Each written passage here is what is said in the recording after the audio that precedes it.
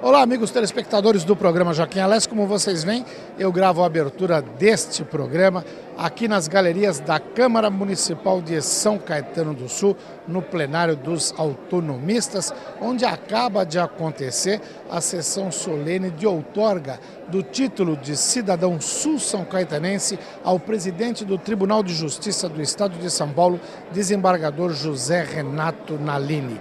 Eu converso com o desembargador e converso também com o presidente da Câmara Municipal de São Caetano do Sul, vereador Paulo Botura, o autor do projeto de lei que concedeu este título de cidadania. Mas o programa de hoje tem mais informações e com gente de São Caetano. Eu converso com o Dr. André Evaristo Marcondes César, que é ortopedista, cirurgião de coluna e que fala de novidades a respeito do combate à dor. No bloco de cultura nós temos duas matérias especialíssimas. Eu falo da peça Uma Gaivota.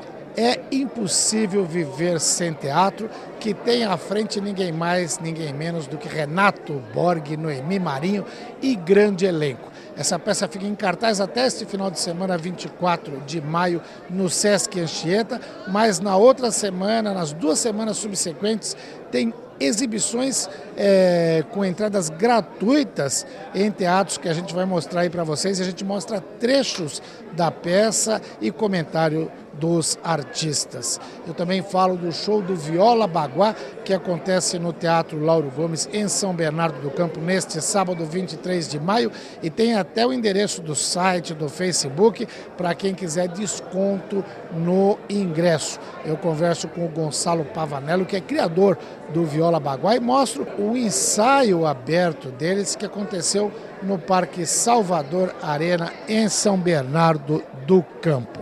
Para concluir este programa, a gente fala com a diretoria reeleita do Sindicato dos Metalúrgicos de Santo André e Mauá. Eu converso com o presidente em exercício, José Braz da Silva, o Fofão. Converso com o secretário administrativo financeiro, Adilson Torres, o Sapão. Converso com o secretário-geral, Sivaldo da Silva Pereira, o Espirro. E com o presidente licenciado e secretário do Trabalho de Santo André, Cícero Firmino da Silva, o Martinha, que no dia da gravação também comemorava mais um aniversário.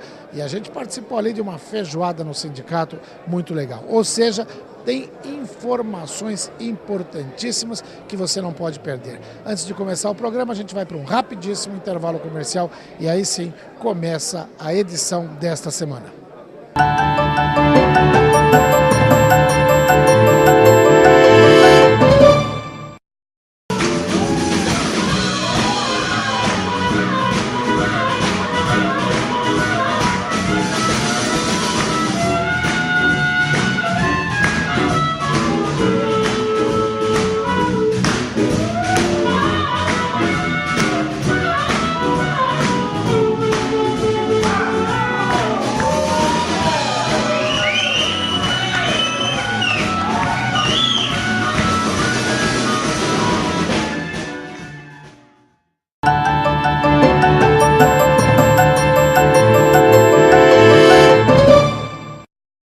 Muito bem, amigos telespectadores do programa Joaquim Alés, e hoje a gente acompanha essa sessão solene que concede o título de cidadão sul-são caetanense ao presidente do Tribunal de Justiça do Estado de São Paulo, desembargador José Renato Nalini, que está ao meu lado. Primeiro, desembargador, obrigado por conceder a entrevista. Eu que agradeço, é uma honra estar aqui em São Caetano, ser recebido como filho, uma cidade pela qual eu tenho um grande apreço desde criança. Ótimo. E agora, como é que surgiu, como é que o senhor recebeu essa concessão de título de cidadania, que é um título muito honroso? Sim, eu acho que a expressão mais sensível que uma cidade pode oferecer a um forasteiro é considerá-lo seu conterrâneo, seu filho, seu irmão. Então eu tenho um imenso orgulho. Agora, acredito que seja mais em virtude da Justiça, do Tribunal de Justiça, uma homenagem ao Tribunal de Justiça, que é um tribunal que tem 140 anos, do que a um transitório exercente da chefia do Judiciário no Estado de São Paulo. Embora eu tenha tentado, e nós estamos em andamento, para transformar São Caetano numa comarca de entrância final.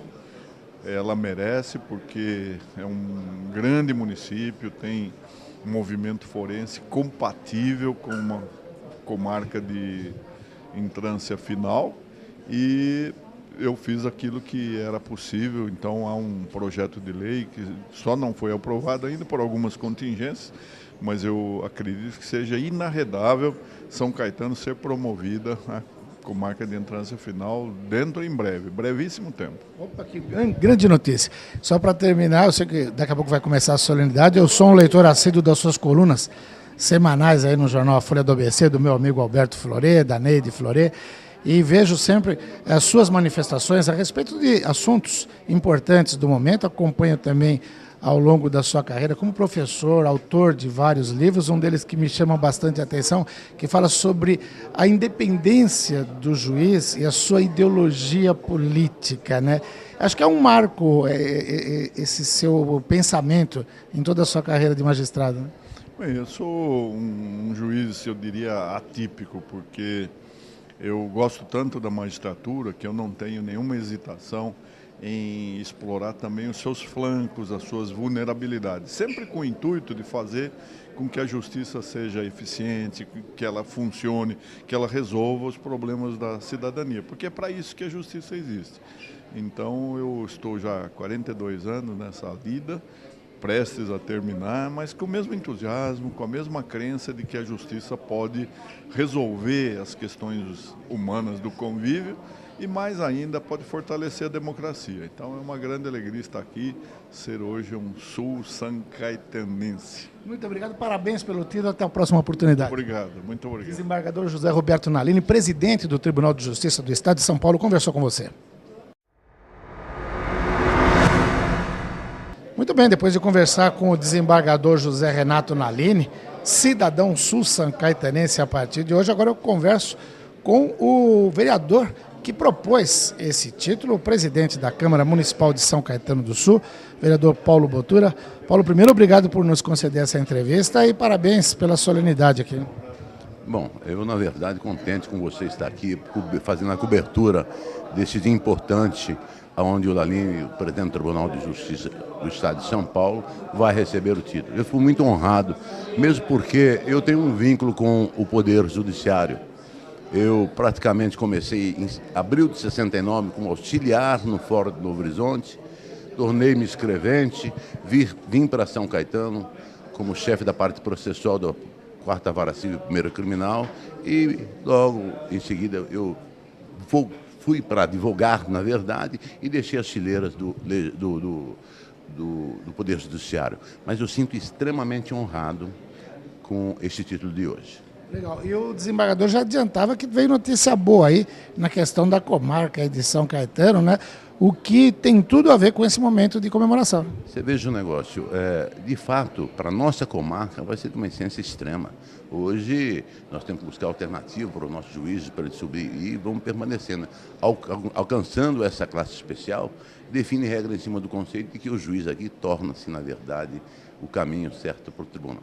Legal. A gente vai marcar uma entrevista mais longa, essa aqui é curtinha, só para falar dessa solenidade, para falar desses praticamente aí 6 meses, 5 meses, né, à frente da Câmara, mas adianta alguma coisa, se tiver que fazer um balanço rapidíssimo dessa tua gestão, dessa atual, você já presidiu esse Poder Legislativo outras vezes, o que você diria? Bom, de verdade, nas outras vezes foi o biênio de 2005, 2006, 2007 e 2008, e agora, né, 2015 e 2016.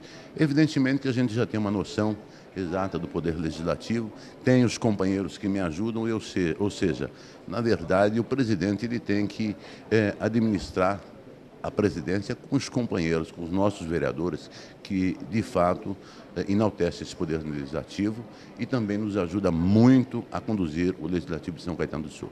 Maravilha. Presidente, obrigado e até uma próxima oportunidade. Muito obrigado. Presidente Paulo Botura, da Câmara Municipal de São Caetano do Sul, conversou com você, amigo telespectador do programa Joaquim Alessi.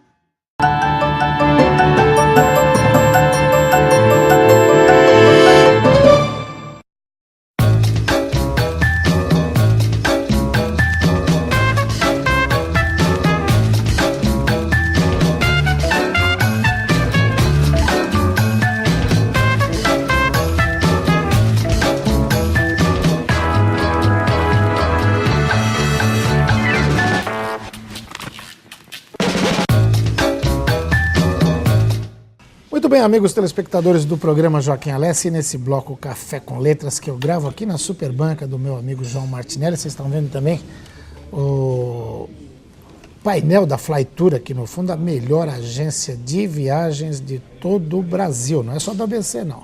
Onde você encontra pacotes de viagens sensacionais. Mas hoje a gente vai falar de uma novidade na medicina que o Dr. André Evaristo Marcondes César, cirurgião de coluna, trouxe e está apresentando para a gente. São os neuromoduladores, é isso, doutor André? Exatamente, meu amigo Joaquim. Boa noite, telespectadores. Hoje nós vamos falar de uma novidade. A gente tem sido fiel aqui ao seu programa para trazer novidades para a população. Hoje a gente foi falar de um novo ramo de tratamento dos mais modernos que tem, que são os neuromoduladores. E o neuromodulador é tratamento para quê? Você tem várias funções de tratamento dele. Você tem desde funções de tratamentos para urologia, como bexigas hiperativas, bexigas neurogênicas, para tratamento de Parkinson, com os implantes intracranianos. Mas a função mais difundida e com resultado mais bem documentado é para o tratamento de dores crônicas. Dores crônicas, ou seja, aquelas pessoas que vivem com problemas de dor. É aquelas pessoas que têm dores intratáveis, que já tentaram todas as outras formas de tratamento possíveis e que a gente não consegue realmente... E que hoje tem que tomar uma série de medicamentos. Medicamentos em alta dose. Às vezes muitos pacientes desses já são dependentes de medicação, alguns têm até crise de abstinência quando você consegue tirar a dor. Então, assim, é todo um processo para você controlar esse paciente, mas basicamente são bloqueios ou ativação de estímulos elétricos. Vamos mostrar para o telespectador esse equipamento, mostrar esse daqui que a gente trouxe foi um equipamento mais moderno que tem. Então esse daqui é o implante onde ele tem a bateria e o sistema de neuroestimulação. Esse implante é colocado ou na nádega ou na região próxima do abdômen, e a gente tem o que a população chama de chip, né? Chip. Mas que seria a parte elétrica propriamente dita, que é essa pequena pecinha que é implantada dentro da medula. Nos casos de implante intracraniano é uma peça diferente, um pouco mais fina, mas para os casos de implante medular, que seria para tratar dor nos membros superiores, inferiores, o que a gente usa é esse daqui. Basicamente, meu amigo Joaquim, ele vai ter dois tipos de baterias. Você tem aquelas baterias de longa duração que não precisam de recarga, então ela dura mais ou menos 5 anos. E você tem os tipos recarregáveis. Quer dizer, essa primeira que não precisa de recarga, 5 anos você tem que implantar. Você tem que reimplantar a bateria. Então essas que não têm recarga são modelos mais obsoletos. Certo. A gente considera como os modelos mais modernos os que a gente tem capacidade de carregar. E a forma de carregar é super simples. E aí que eu fico pensando, carregar como? Você tem que encostar na tomada ali e colocar o fio? Na verdade, você carrega o carregador na tomada e o carregador você coloca próximo da pele, em cima do implante, e ele carrega através de ondas eletromagnéticas. E quanto tempo demora para carregar? Você poderia ficar com uma recarga, você poderia ficar até 3 meses sem precisar 3 meses sem recarregar. Mas a gente aconselha que recarregue pelo menos 1 hora, uma vez por semana, para dar maior 1 hora. Maior então, a hora que a pessoa vai lá assistir a novela, um filme, um jogo de futebol. Futebol é meio complicado, o cara vai sair chutando tudo. Mas, assim, tá assistindo um filme tranquilo, um programa de entrevistas, deixa ali o aparelhinho do lado e ele já vai carregando. Já vai carregando e carrega rapidamente, é extremamente seguro, de fácil aplicação, é feito com anestesia local e sedação, e esses pacientes já saem do centro cirúrgico totalmente livres dos sintomas. A cirurgia é complicada, muito demorada? Não, a cirurgia é simples, os riscos são baixíssimos, as complicações são poucas. Até porque ele é colocado só sob a pele, né? Só sob a pele e o chipzinho é implantado na medula. O que traz mais trabalho é na hora da modulação, porque cada indivíduo vai ter uma programação diferente. Certo. E esses pacientes, eles têm o acesso a um controle remoto com informações limitadas, mas que ele muda a programação conforme a hora do dia ou o interesse dele. Certo. Então, nos momentos de mais dor, ele pode aumentar as voltagens ou diminuir as voltagens, pode ter uma programação específica para a prática de atividade física e outra para a hora do sono. Então, ele ainda tem essa liberdade de mexer na programação, na autoprogramação. Quanto mais esses pacientes vão aprendendo sobre o aparelho, sobre o convívio, melhor a gente vai tendo resultado conforme eles aprendem a usar neles mesmos. A principal indicação que a gente tem na minha área, especificamente da cirurgia de coluna, são aqueles pacientes que já foram operados 2, 3, 4 vezes e que a gente já não tem como resolver cirurgicamente o problema ou a dor desses pacientes. Então, esses pacientes são os candidatos ideais para que a gente tenha a colocação dos implantes de neuromodulação. O senhor já implantou muitos deles? A gente tem uma casuística bastante. Hoje no Brasil a gente tem em torno de 10 mil implantes circulando. 10 mil circulando? 10 mil circulando. Todos com com segurança. sucesso? Nenhum procedimento a gente pode jurar que todos vão ter sucesso, mas certo. assim, os resultados estatísticos são excelentes. Agora, tem uma margem assim de um percentual normalmente de sucesso ou de organismo até resistir, rejeitar? O caso de rejeições são raros. O que às vezes a gente tem como problema é a região onde fica o implante pode ficar mais sensível ou dolorido porque ele fica bem embaixo da pele. E mesmo com ele implantado, a pessoa pode ter atividades normais? Atividades físicas normais, atividades esportivas. Reestabelecer uma pessoa de dor crônica para uma vida normal e com toda a qualidade de vida possível que esse paciente vai ter. Agora, é óbvio que a pergunta que o telespectador fica, mas isso aí deve custar muito caro. Os convênios têm pago esse tratamento? É extremamente caro e os convênios pagam esse tipo de tratamento e esse é um dos tipos de implantes que a gente não tem tido problema de liberação. A grande maioria dos convênios cobre sem grandes dificuldades. Não precisa ser convênio de alto nível? Não, desde que seja um paciente grave com dor crônica há muito tempo, disposto a fazer o procedimento e associado a uma operadora, esse tipo de procedimento a gente consegue liberação com facilidade e com resultados excelentes. Ótimo. Doutor André, tem mais alguma novidade a respeito desse neuromodulador? Só agradecer a presença. Opa. Agradecer a oportunidade de estar aqui com você. A gente está na Clínica Cora aqui em São Caetano. Que é na Rua Alegre? 598. Estamos também na CD para quem precisar. E os pacientes aqui da região que já tiverem sido submetidos a inúmeros procedimentos, ou tiver com uma dor crônica de coluna, ou quiser tirar alguma dúvida a respeito aí dessa tecnologia elétrica nova, só procurar a gente que a gente dá um apoio e um suporte. Obrigado, doutor André. Obrigado pela informação útil. Obrigado, telespectadores. Boa noite. Até a próxima. A gente vai para um rapidíssimo intervalo comercial e daqui a pouquinho está de volta. Até já.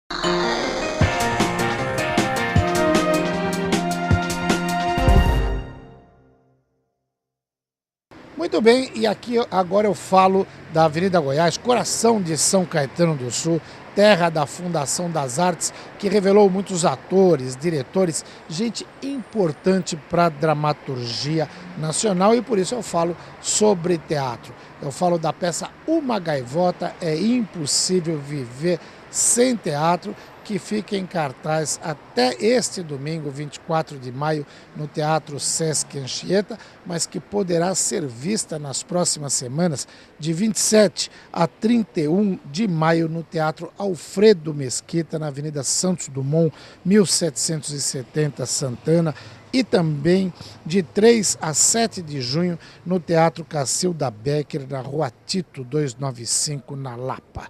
É um texto de 1895 de Anton Chekhov, que tem a direção agora de Nelson Baskerville, com muita gente importante nesse elenco, mesclando atores do nível de um Renato Borg, Noemi Marinho, Pascoal da Conceição, Elcio Nogueira e o pessoal um pouquinho mais novo, Júlia Iannina, Rafael Primô, Thaís Medeiros e Érica Puga. Nesta direção de Nelson Baskerville, ele faz uma releitura de Anton Chekhov. É um clássico russo de 1895 e ele ambienta em Campos de Jordão, falando de uma família de fazendeiros que enfrenta dificuldades de uma crise. O público pode acompanhar nesse espetáculo, por exemplo, as coxias do teatro, os camarins, saber como funciona o teatro por trás de toda aquela quarta parede normalmente conhecida. A gente vai conferir alguns trechos de falas dos atores, da direção. É um espetáculo imperdível. Ele é um clássico porque ele sobrevive, ele pode ser feito em qualquer língua, em qualquer lugar, em qualquer cultura. A respeito da linguagem, isso também é uma busca minha. Eu vejo montagens de clássico respeitando demais o fato clássico. As pessoas falam empolado, o figurino é um figurino de época e, na minha concepção, eu acho que isso afasta o público.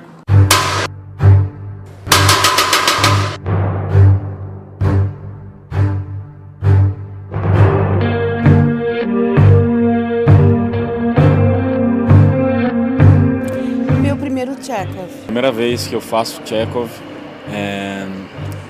foi um prazer assim conhecer melhor esse universo do Tchekov, através do Nelson, que tem um olhar moderno sobre a obra dele. É um Tchekov longe da Rússia, né? Estamos fazendo um Tchekov bem longe da Rússia, mas com todo o Tchekov que cabe no Brasil. E esse texto é um texto lindo, né, para quem faz teatro, porque é uma homenagem ao teatro, é uma declaração de amor ao teatro. Então, é muito emocionante fazer. É um prazer, né, porque depois de 57 anos de teatro, você encontrar uma visão nova sobre o teatro, uma coisa que traz uma abertura, uma liberdade de encenação. É um sabor que tem, um jeito de ver as coisas, um jeito de ver a vida que mesmo se eu quisesse, eu como ator, mesmo se eu quisesse atrapalhar, não ia conseguir. É um Tchekov do presente. Uma gaivota é a pergunta por que estamos aqui.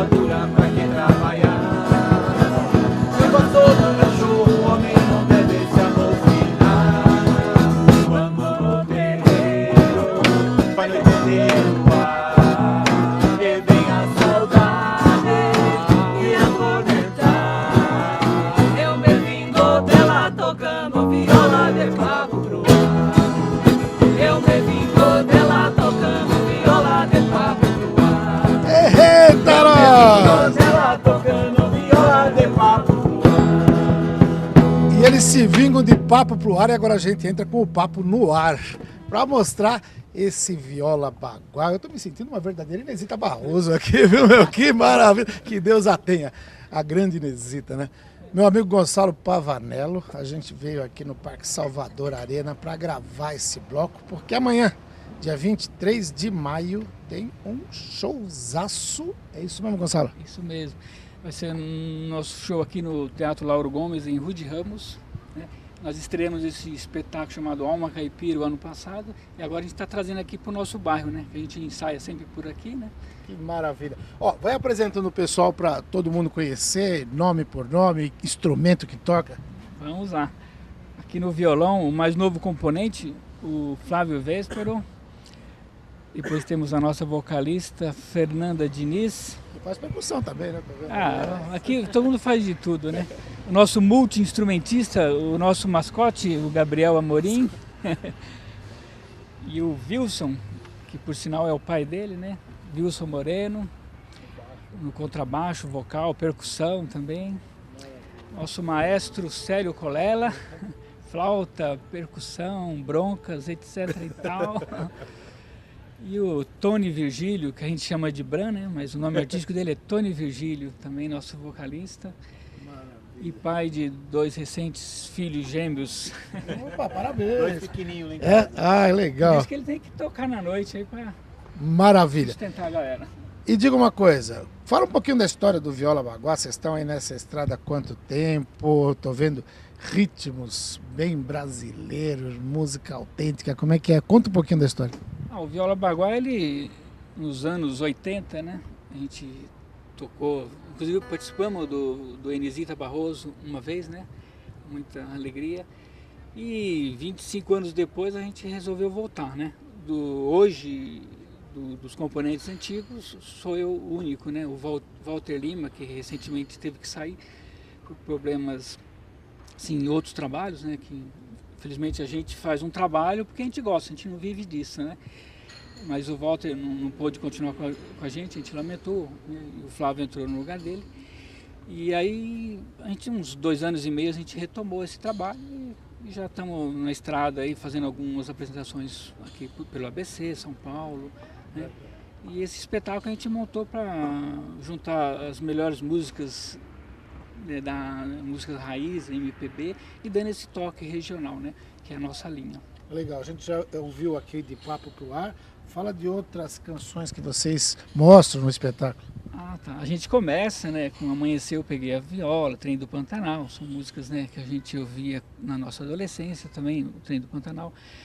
Tem músicas do domínio público, tem música do Gonçalo Pavanello. Gonçalo Pavanello, Alma Caipira, que dá o nome ao show, né? Temos música do Luiz Gonzaga, assim, mais alguma... tem uma música de um roqueiro aqui do ABC, essa música fez muito sucesso, chama Guatapará, mas foi a única música que ele fez nessa linha regional, que é muito linda, que a gente gosta muito de tocar no show. Maravilha, então vamos reforçar o convite para o pessoal. Amanhã, que é sábado, esse programa está indo ao ar na sexta-feira, 9 da noite, dá tempo de chegar no Teatro Lauro Gomes, né? Comprar o ingresso é baratinho, eu estava vendo. O ingresso custa R$30, mas as pessoas podem ligar, deixar o nome na lista, que sai na promoção por R$20. Legal. E 15 a meia, estudante, né? Quem quiser conhecer um pouco mais do trabalho, eu sei que vocês têm um perfil ali no Facebook, né? Pode procurar. Tem mais alguma outra fonte que as pessoas podem pesquisar na internet para conhecer? A gente tem uma página no YouTube com algumas coisas, né? A gente está colocando ainda, né? Porque aos poucos a gente vai... Também não pode colocar tudo, porque também o pessoal deixa de comparecer ao show, e o show é mais legal, o show ao vivo, isso é gostoso, né? É legal, né? O contato, a gente tá com a galera, né? Cantando com a gente, muitas músicas são conhecidas, né? Mas e voltando aos ingressos, né? Só deixar o nome na lista, a gente retira na hora, não precisa ir ao teatro nem a algum outro ponto. E aí a gente espera todo mundo lá pra gente fazer um belo show. Maravilha. Então vocês poderiam terminar assim, só fazendo alguma coisa. A gente não combinou antes, mas de repente dá pra fazer o sabiá? Vamos fazer. Se quiserem fazer, e a gente conclui a reportagem por aqui. Obrigado.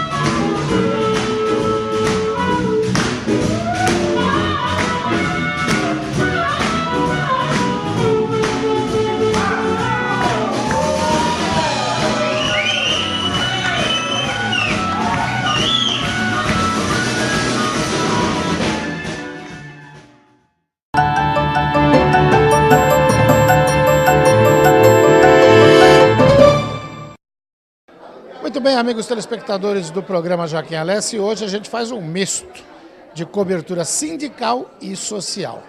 Sindical porque a gente veio aqui para falar a respeito das eleições que confirmaram a vitória da Chapa 1, Chapa Única, no Sindicato dos Metalúrgicos de Santo André e Mauá.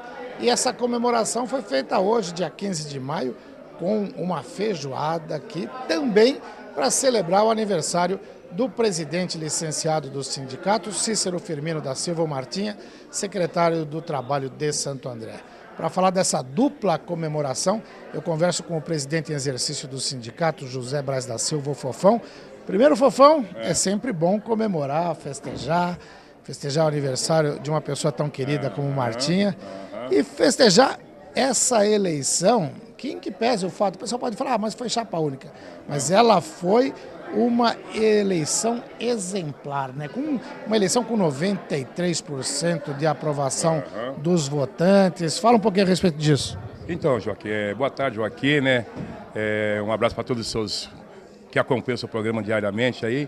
O Joaquim ainda calhou porque dia 12 foi o aniversário do Martinha. E dia 12 também foi o início da nossa eleição, que foi dia 12 e 13.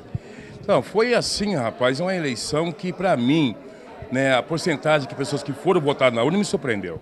Porque, queira ou não queira, o brasileiro em si, não só os metalúrgicos, está um pouco desconfiado com o político.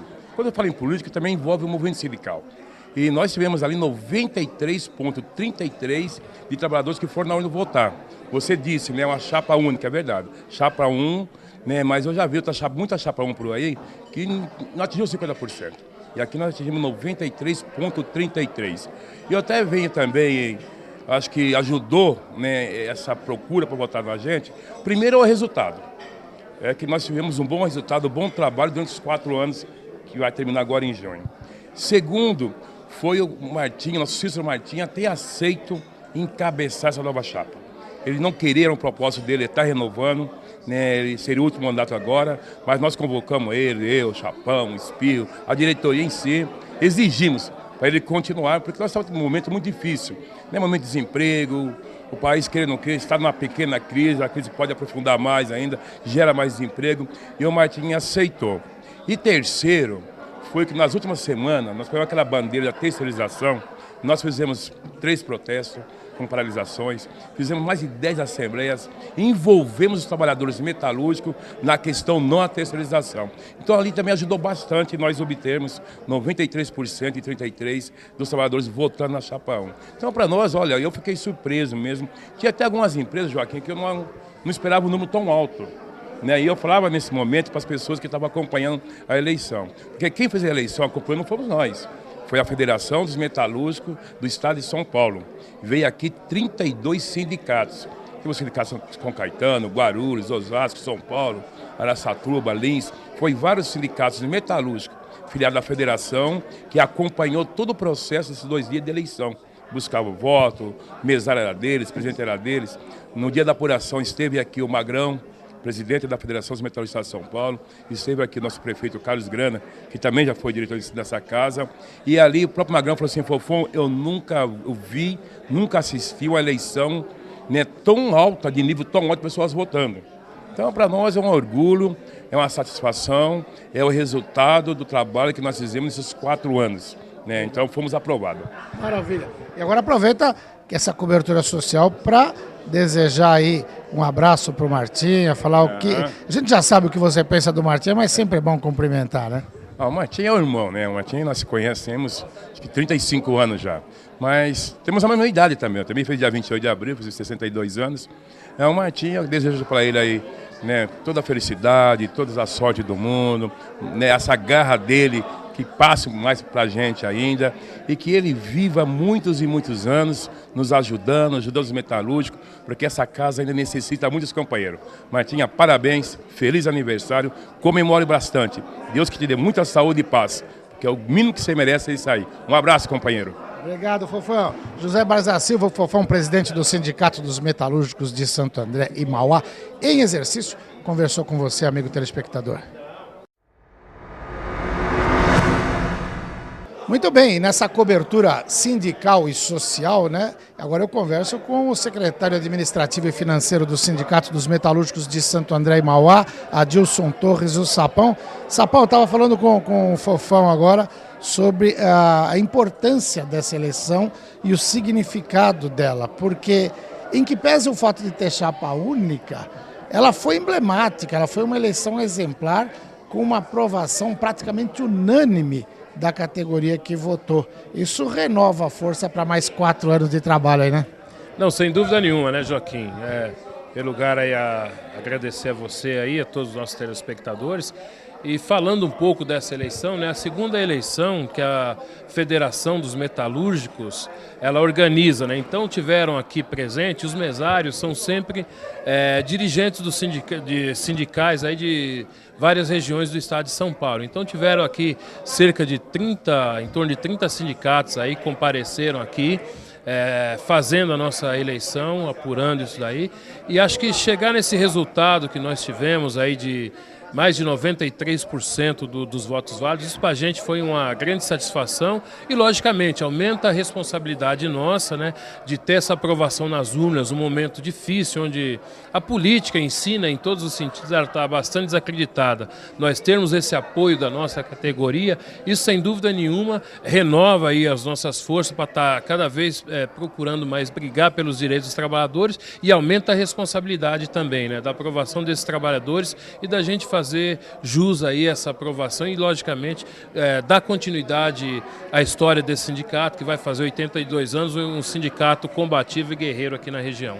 E vocês colocam como uma principal bandeira agora, isso foi colocado naqueles 3 atos que vocês fizeram nas portas de fábrica no final de abril, a luta contra o PL 4330, contra a terceirização. Estava vendo da manchete do jornal O Metalúrgico, que circulou excepcionalmente no dia 14 de maio, né? Foi ontem, dia 14, colocando essa manchete: vitória da chapa 1 reforça a luta contra a terceirização. É por aí, né?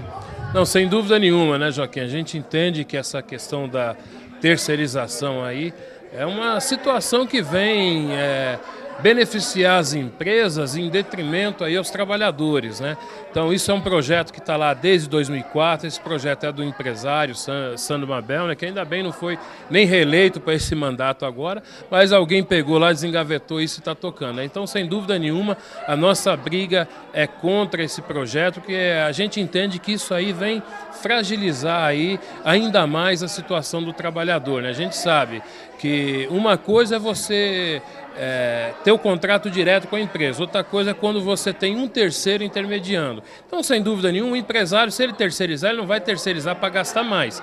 Ele vai pagar o mesmo tanto e querer fugir das responsabilidades ou até gastar menos. Então, o terceiro que vem ali, ele vai ter que ganhar. E onde que ele vai ganhar esse dinheiro? Sem dúvida nenhuma, arrochando o salário desse trabalhador, precarizando as condições de trabalho ali desse trabalhador, que é onde ele vai tirar seu lucro, né? Então, sem dúvida nenhuma, nós vamos para cima disso aí com tudo, já fizemos vários atos aqui na região, agora essa medida vai para o Senado.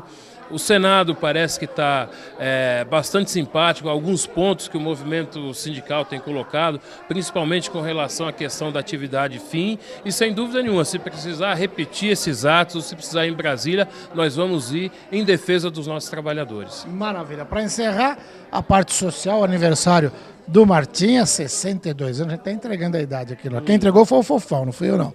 Mas uma mensagem para o Martinha. Não, acho que parabenizar aí o nosso grande líder, o nosso guerreiro aí, o companheiro Martinha, mais um mandato aí junto com a gente. Na realidade, o companheiro Martinha, nesse mandato, ele nem queria ficar à frente da presidência, né? Mas nós, enquanto diretoria, se reunimos, dizemos: não, Martinha, você ainda tem que continuar, tem que estar junto com a gente, porque você é a nossa grande liderança aqui, né? E, na realidade, nós fizemos o nosso processo eleitoral dia 12 e 13 de maio, e o aniversário do companheiro Martinha foi dia 12, no mês de maio, né? E no mês de maio é o mês do trabalhador. E é o mês também, o mês, dia 1º de maio de 1934, nosso sindicato é fundado em 23 de setembro de 1933, mas dia 1º de maio de 1934 foi onde ele recebeu aí a carta sindical, né? Então a nossa história do sindicato, dos trabalhadores, se funde com aí a nossa história do nosso grande companheiro, o companheiro Martinha, que é o nosso guerreiro, a nossa maior liderança aqui. Sem dúvida nenhuma, desejar a ele aí um parabéns, um feliz aniversário e que essa data possa se referir, né? E como nós estamos colocando no nosso logo do sindicato, estamos fazendo 82 anos, rumo ao 100. E que o nosso companheiro Martinha vá rumo ao 100, se Deus quiser, até passe dos 100. Graças a Deus, se Deus quiser. Obrigado, Sapão. Até a próxima. Adilson Torres, secretário administrativo e financeiro do Sindicato dos Metalúrgicos de Santo André e Mauá, conversou com você.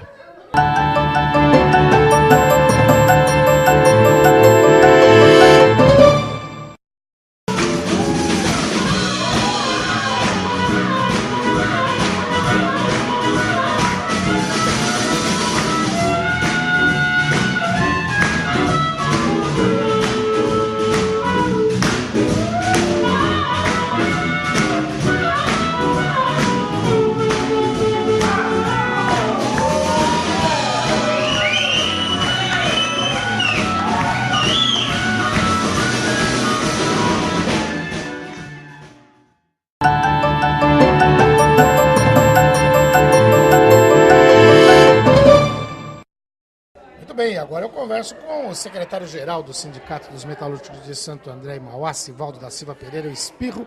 Espirro, estava falando, já falei com o Sapão, já falei com o Fofão a respeito dessa eleição.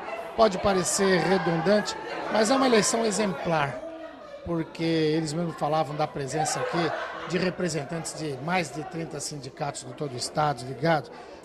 A Federação dos Metalúrgicos, o Magrão esteve aqui acompanhando, ou seja, vocês tiveram toda essa fiscalização, e sindicalista é chato quando faz essa fiscalização, porque é muito sério nisso, e 93,9% dos votantes confirmaram a confiança, e isso, mais do que dá ânimo, aumenta a responsabilidade para esse quadriênio, né? Eu acho que mais aumenta a nossa responsabilidade do que ânimo, porque nós temos algumas lutas a fazer agora, Joaquim. Eu acho que diferente de 4 anos atrás, nós passamos por uma fase difícil. A conjuntura atual do país, ela faz com que a gente pense um pouco mais, né? Ou seja, temos que encontrar alternativa. E eu, como diretor da federação, eu tenho orgulho de fazer parte dessa federação, são 54 sindicatos ao estado de São Paulo todo, representando cerca de 800 mil trabalhadores.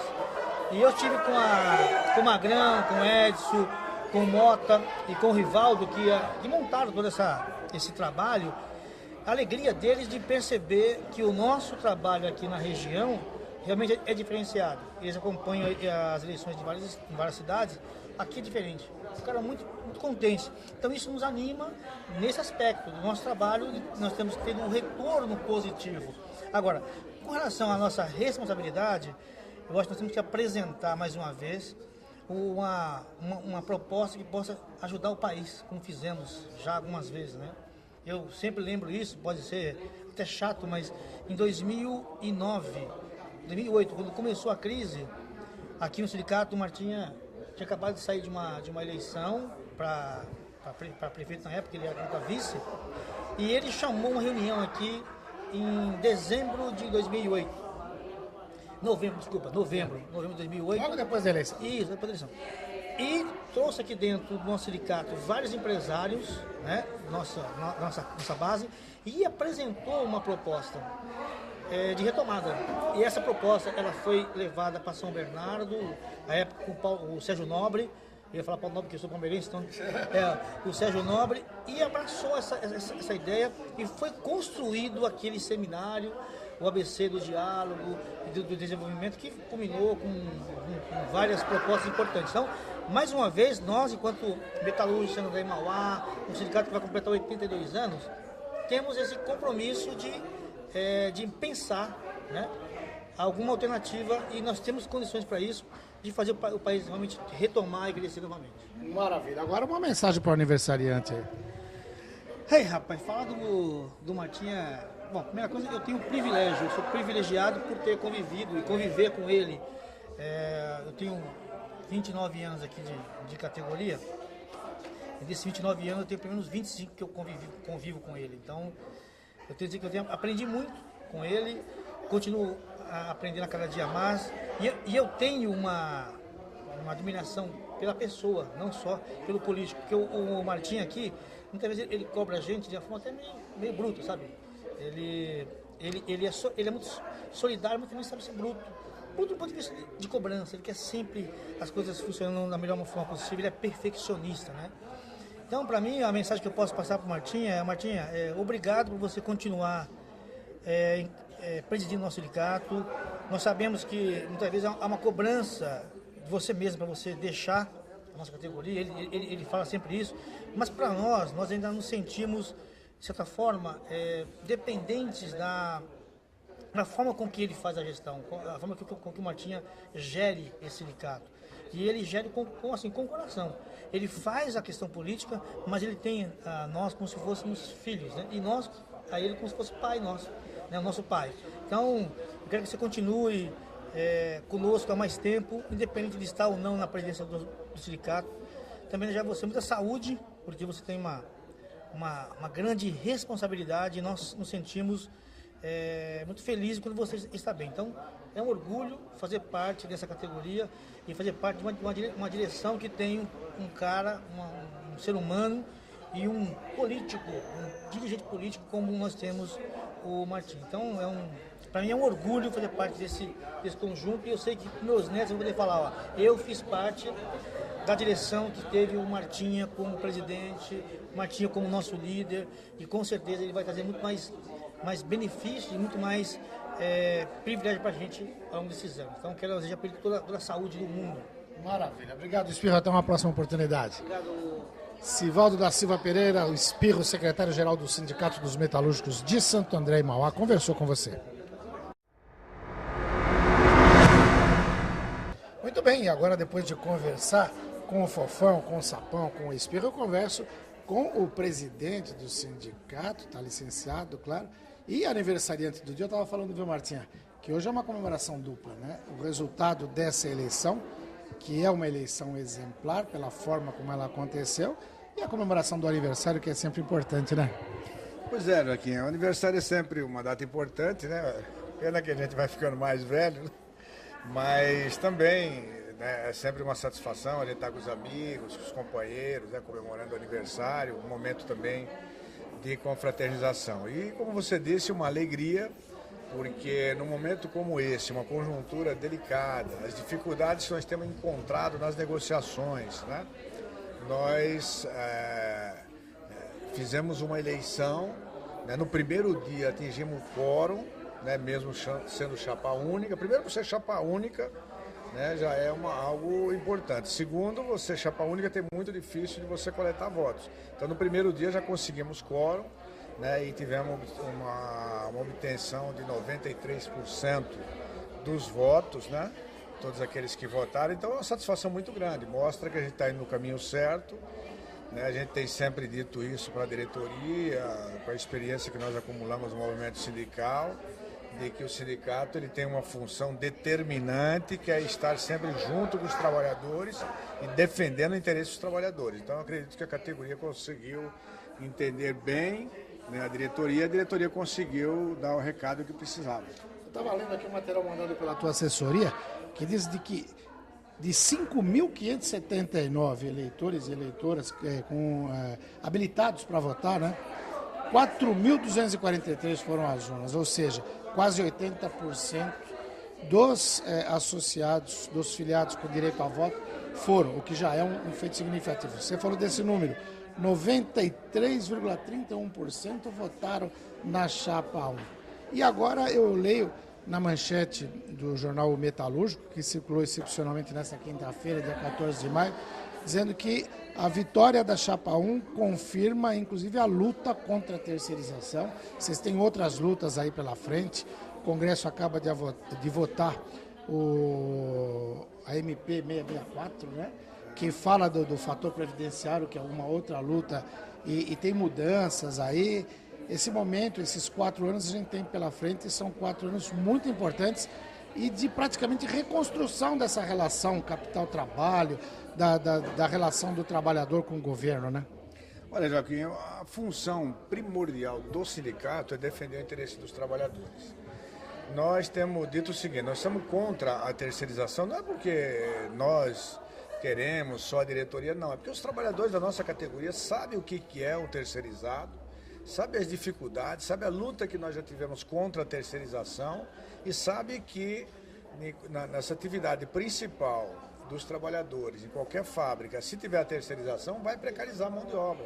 Vão ganhar menos, vão perder conquistas. Então, os trabalhadores claramente não querem isso. Então, nós estamos junto com os trabalhadores, né, contra a terceirização. A medida 664 e 665 também, eu acredito que é medida provisória. Né, para mim, o governo errou quando colocou a medida provisória sem debater com as centrais sindicais, sem debater com o movimento sindical, porque os trabalhadores até aceitam muitas vezes negociar, às vezes, algumas conquistas, mas é preciso que eles tenham claro que essa negociação significa ele ganhar alguma coisa no futuro. Então, o que tem acontecido, muitas vezes, até quando o governo dá isenção de imposto para as empresas, mas, mediante isso, está dando a garantia de emprego para os trabalhadores? Não. Né? Então, essas coisas desassociadas que o governo tem feito, também nós temos batido contra. Né? Temos mostrado que está no caminho errado. Né? Precisa ter debate, discussão com os trabalhadores, até nessas questões. Então, isso mostra claramente, né, que nós estamos no caminho certo, porque isso é que os trabalhadores querem, isso é a vontade da nossa categoria. Maravilha. Bom, a eleição foi agora, mas a posse é em junho, isso já está marcada? A posse oficial é dia 23 de junho, né? Que aí é a posse oficial, termina o mandato, a gente tem que dar posse para a nova diretoria, e aí depois vamos ver se a gente faz uma posse festiva para chamar a categoria para comemorar juntos com a diretoria. Maravilha. Martinha, parabéns pelo aniversário, parabéns pela eleição no sindicato e continue com esse trabalho. O Sapão dizia o seguinte, que como o slogan do sindicato é rumo aos 100 anos, para o sindicato, que eles querem adotar esse slogan para você também, porque eles precisam muito que você esteja com saúde firme, então rumo aos 100 anos, viu, Martinha? Se Deus quiser, se Deus assim permitir, a gente estará sempre com muito prazer, na direção ou não, mas sempre junto com os companheiros desse sindicato, porque aqui é a minha segunda casa, onde a gente tem uma história de vida, uma história de luta.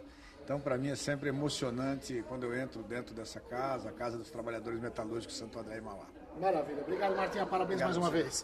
Cícero Firmino da Silva Martinha, secretário do Trabalho em Santo André, presidente licenciado do Sindicato dos Metalúrgicos de Santo André e Mauá, conversou com você.